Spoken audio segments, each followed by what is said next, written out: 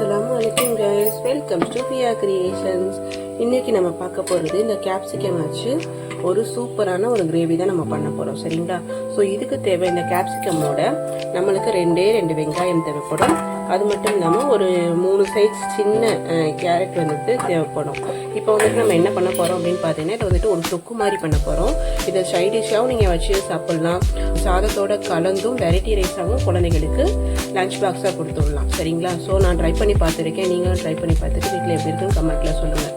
இப்போ நம்ம என்ன பண்ண போகிறோம் அப்படின்னா, அந்த கேரட்டை துருவி வச்சுக்க போகிறோம், ஆனியன் கட் பண்ணி வச்சுக்க போகிறோம். இந்த கேப்சிகம் வந்துட்டு நல்லா க்ளீன் பண்ணிவிட்டு உள்ளே இருக்க சீட்ஸ்லாம் ரிமூவ் பண்ணிவிட்டு நீல வாக்கில் நறுக்கி வச்சுக்க போகிறோம், ஓகேங்களா?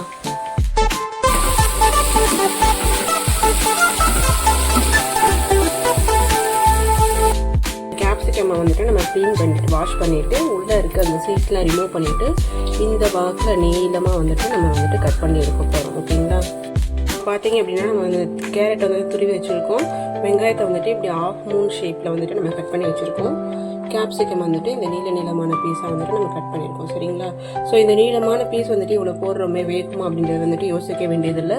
இது வந்துட்டு தண்ணி சத்துள்ள காய், அதனால் நம்ம தண்ணியே சேர்க்காம தான் வேக வைக்க போகிறோம். இதுவே நல்லா சுருண்டு ஒரு தொக்கு மாதிரி வந்துடும், நீங்கள் பார்த்துட்டே இருங்க, சரிங்களா? டேஸ்ட்டு வந்துட்டு செம்மையாக இருக்குங்க. நான் நிறைய தடவை வீட்டில் ட்ரை பண்ணி பார்த்துருக்கேன், கண்டிப்பாக ட்ரை பண்ணி பாருங்கள், ஓகேங்களா? ஸோ இப்போ வந்துட்டு நம்ம அந்த சைடு பேனில் வந்துட்டு ஆயில் ஊற்றி ஹீட் பண்ணியிருக்கோம்.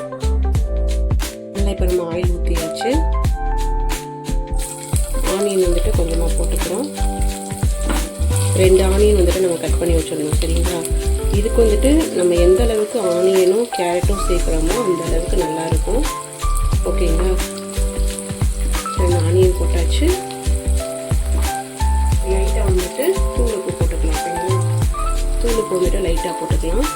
வெங்காயம் சீக்கிரம் வதங்கும், ப்ளஸ் வந்துட்டு அந்த காய்கறிக்கும் சேர்த்து தான் நம்ம போட்டிருக்கோம்.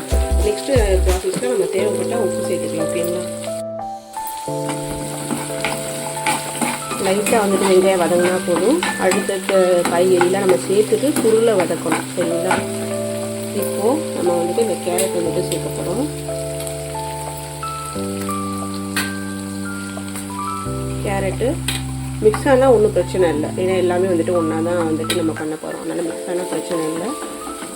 கேரட்டையும் போட்டு ஒரு 2 வதக்கிட்டு நெக்ஸ்ட்டு இந்த கேப்சிகம் போட்டுடணும், சரிங்களா? தண்ணியே ஒரு பொட்டு கூட நீங்கள் சேர்க்க தேவையே இல்லை. நல்ல தொக்கு வந்துட்டு ஒரு டேஸ்டியாக ரெடி ஆயிடும்.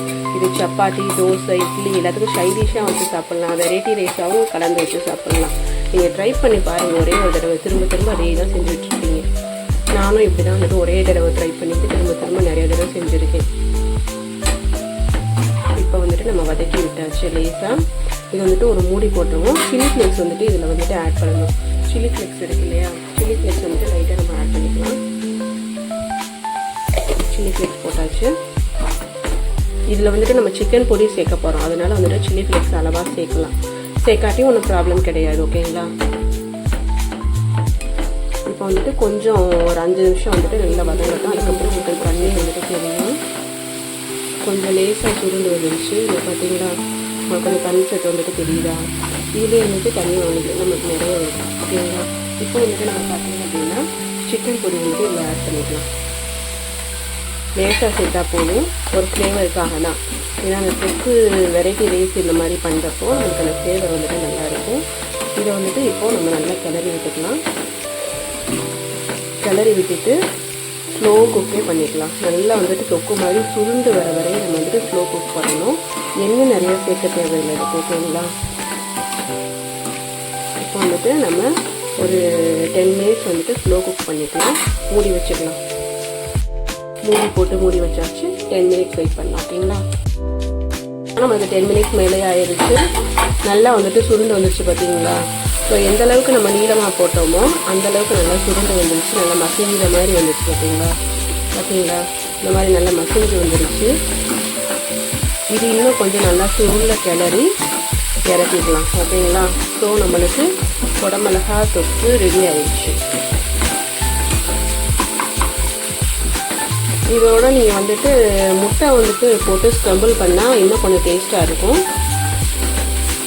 ட்ரை பண்ணி பார்த்துட்டு எப்படி இருக்குன்னு சொல்லுங்கள். நான் முட்டை வச்சு இன்னொரு நாள் வந்துட்டு செஞ்சு காமிச்சு எப்படி இருக்குன்றதை டேஸ்ட் பண்ணி சொல்கிறேன், ஓகேங்களா?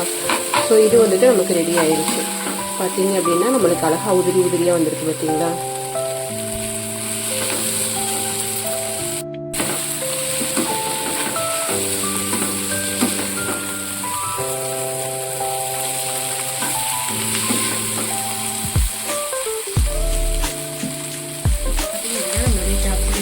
ரெடி ஆயிடுச்சு, நல்லா உதிரி உதிரி ஆயிடுச்சு, நல்லா மசஞ்சி பார்த்தீங்களா சாஃப்ட் ஆயிடுச்சு. டேஸ்ட் பண்ணி பார்த்துடலாமா?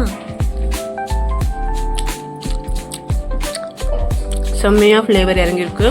அந்த கேப்சிகமோட ஸ்பைசினஸ்ஸு ப்ளஸ் நம்ம சில்லி ஃப்ளேக்ஸ் போட்டது, அது மட்டும் இல்லாமல் அந்த சில்லி சிக்கன் பவுடர் போட்டோம்ல, சிக்கன் பவுடர் போட்டோம்ல, அதனுடைய ஃப்ளேவரும் சேர்ந்து காரசாரமாக இருக்குது.